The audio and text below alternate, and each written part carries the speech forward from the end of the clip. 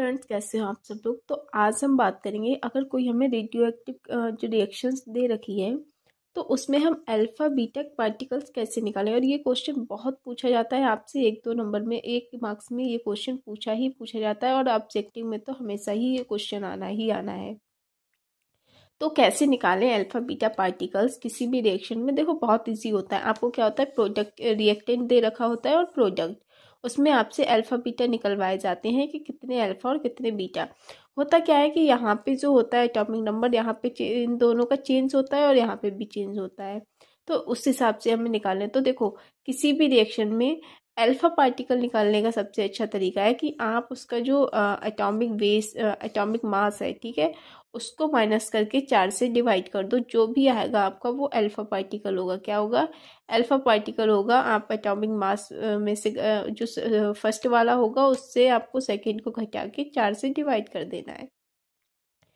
और beta particle निकालने का तरीका है कि जो आपने अल्फा पार्टिकल निकाले उनको 2 से मल्टीप्लाई करो और उसके बाद में एटॉमिक नंबर में से घटा दो, ठीक है। जो सेकंड वाले का एटॉमिक नंबर होगा उसमें से हमें फर्स्ट को माइनस करना है, तो हमारे जो बीटा पार्टिकल होंगे वो मिल जाएंगे। तो इस तरह से आपको यहाँ पे करना है।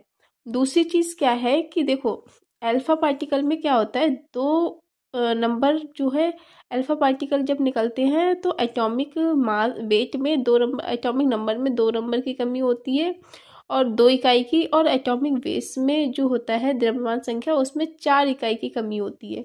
लेकिन बीटा पार्टिकल की बात करें तो उसमें एक जो होता है हमारा जुड़ता है, ठीक है। क्या होता है यहाँ पे जुड़ता है, एक इकाई जुड़ती है हमारी किसमें, एटॉमिक नंबर में।